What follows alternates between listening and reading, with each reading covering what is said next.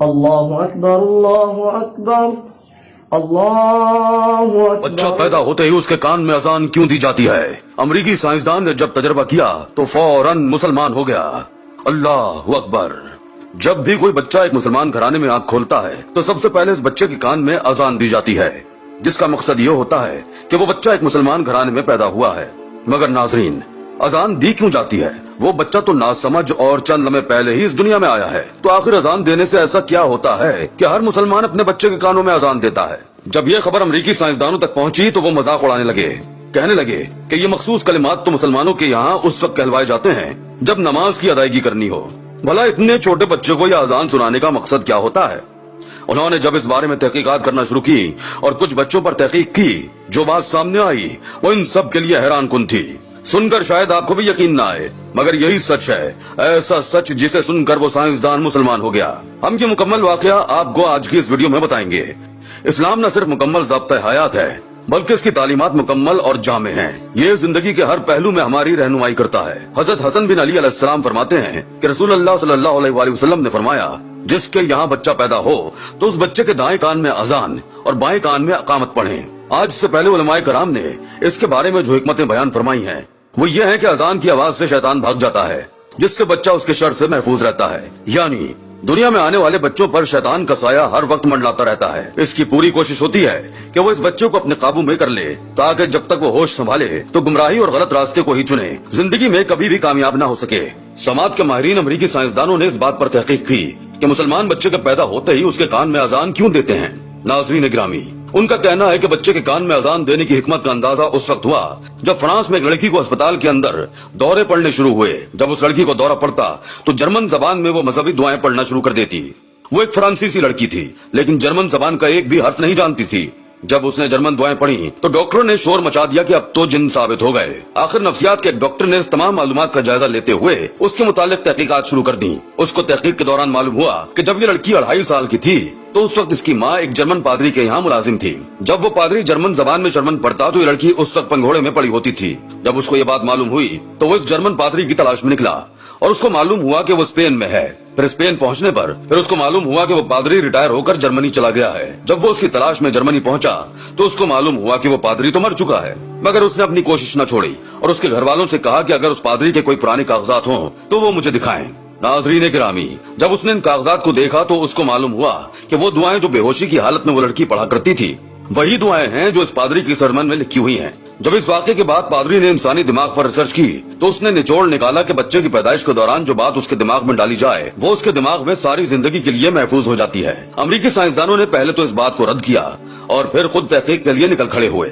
جب اس نے ایک عام غیر مسلم بچے اور ایک مسلمان بچے کے دماغ پر تحقیق کی، جائزہ لیا، تو یہ بات اس کے لیے بھی حیران کن تھی، کیونکہ جس بچوں کو پیدا ہوتے ہی اذان سنائی گئی تھی ان بچوں کا دماغ غیر مسلم بچوں کے دماغ کے مقابلے میں زیادہ تیزی سے نشو و نما پا رہا تھا، یہاں تک کہ ان بچوں کی یادداشت بھی تیز تھی۔ ناظرین گرامی، اسلام کی تعلیمات انتہائی مکمل اور جامع ہیں اور زندگی کے ہر گوشے کے لیے اس میں تعلیمات موجود ہیں۔ اللہ تعالیٰ کا ہم پر عظیم احسان ہے کہ اس نے ہر معاملے میں پیدائش سے لے کر موت تک ہماری رہنمائی فرمائی ہے۔ ایک بچے کی پیدائش کے سلسلے میں بھی دین کے احکامات نہایت واضح ہیں۔ بچے کی پیدائش کے سلسلے میں جو اسلامی احکامات ہیں ان میں ایک یہ ہے کہ بچے کے دائیں کان میں اذان دی جائے اور یہ کام پیدائش کے فوراً بعد نومولود کو نہلانے کے بعد کرنا چاہیے، بشرط یہ کہ کوئی جسمانی عوارض لاحق نہ ہوں۔ علماء کرام نے اس کے بارے میں جو حکمتیں بیان فرمائی ہیں وہ یہ ہیں کہ اذان کے کلمات جب بچے کے کانوں میں گونجتے ہیں تو فرشتے اس بچے کی حفاظت کو آسمان سے اتر آتے ہیں اور کسی بھی بری شیطانی طاقت اور سائے کو بچے کے قریب پھٹکنے نہیں دیتے۔ اس میں یہ مصلحت بھی بیان کی جاتی ہے کہ بچے کے دنیا میں آتے ہی اس کو جو دعوت ملتی ہے وہ ہے عقیدہ توحید اور عقیدہ رسالت اور نماز کی دعوت۔ گویا یہ نومولود شیطانی دعوت سے پہلے رحمانی دعوت سن لیتا ہے۔ شیطان اس سے پہلے کہ اپنے شکنجے اس بچے پر مضبوط کر لے اسے فرشتے اپنی پناہ میں لے کر یہ نویر سنا دیتے ہیں کہ اس نے ایک مسلمان گھرانے میں آنکھ کھولی ہے اور یہ بات اس کے لیے باعث فخر ہے۔ ناظرین گرامی، اذان دینے کی حکمتوں میں سے ایک حکمت یہ بھی ہے کہ بچہ سب سے پہلے اپنے خالق کا نام سن لیتا ہے، جیسا کہ علی قاری رحمت اللہ علیہ فرماتے ہیں، بچے کے کان میں اذان دینے کی حکمت یہ ہے کہ وہ سب سے پہلے اللہ تعالیٰ کے ذکر کو ایمان کی دعا کی صورت میں سن لیتا ہے۔ علامہ ابن قیم نے اپنی کتاب تحفۃ المودود بحکام المولود میں نومولود کے دائیں کان میں اذان اور بائیں کان میں اقامت کہنے کو مستحب لکھا ہے۔ اس بارے میں متعدد احادیث ہیں، ان میں سے ایک حدیث یہ ہے جس کو حضرت ابو رافع نے روایت کیا ہے۔ فرماتے ہیں کہ میں نے رسول اللہ صلی اللہ علیہ وآلہ وسلم کو دیکھا کہ انہوں نے حضرت حسن علیہ السلام کی پیدائش پر ان کے کان میں اذان دی۔ बच्चे की पैदाइश के फौरन बाद उसके सीधे कान में अजान और बाएं कान में अकामत के अल्फाज कहना मुस्तहब है। इंशाअल्लाह इज़्ज़जल इसकी बरकत से बच्चे की शैतानी खलल और मिर्गी नीज मुख्तलिफ किस्म की बीमारियों और बलाओं से हिफाजत होती है। बच्चे के कान में अजान देने के अलावा गमज़दा मिर्गी वाले बदमिजाज आदमी गजबनाक जानवर के कान में लड़ाई की शिद्दत के वक्त, आग लगने के वक्त, मैयत को दफन करने के बाद, जिन की सरकशी के वक्त या किसी पर जिन सवार हो उस वक्त, जंगल में रास्ता भूल जाए और कोई बताने वाला ना हो उस वक्त, और वबा के जमाने में भी अजान देना मुस्तहब है। फतावा रिज़विया में है, जब बच्चा पैदा हो तो फौरन सीधे कान में अजान, बाएं में तकबीर अकामत कहे कि खलल शैतानों उम्म सिबियान से बचे। नाजरीन, जब अमरीकी साइंसदान ने ये सब देखा तो फौरन मुसलमान हो गया। उसने कलमा पढ़ लिया और खुद को इस्लाम में दाखिल होने का ऐलान कर दिया। अल्लाहु अकबर।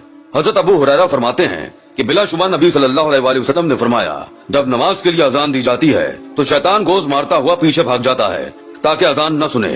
चुनाचे जब अजान पूरी कर दी जाती है तो आ जाता है। हत्ता कि जब नमाज के लिए तकबीर कही जाती है तो फिर पीठ फेर कर भाग जाता है। यहाँ तक कि जब तकबीर खत्म हो जाती है तो आ जाता है ताकि इंसान के दिल में वसवसा डाले। उसे कहता है फलां चीज को याद करो, फलां चीज को याद करो, वो चीजें जो उसे पहले याद नहीं होती। यहाँ तक कि आदमी की यह हालत हो जाती है कि उसको पता ही नहीं चलता कि उसने कितनी नमाज पढ़ी है।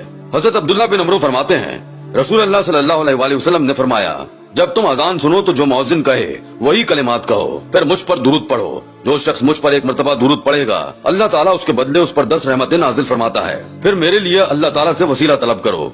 वसीला जन्नत में एक दर्जा है जो अल्लाह ताला के बंदों में से सिर्फ एक बंदे को हासिल होगा, और मुझे उम्मीद है कि वो बंदा मैं ही हो सकता हूँ।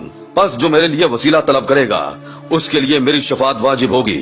उलमा ने फरमाया, शफात के वाजिब होने में खातिमा बिल खैर की तरफ इशारा है। अल्लाह ताला हम सबको तमाम आफात से महफूज फरमाए और अपने बच्चों की आला तरबियत करने की तौफीक अता फरमाए। आमीन या रब्बल आलमीन।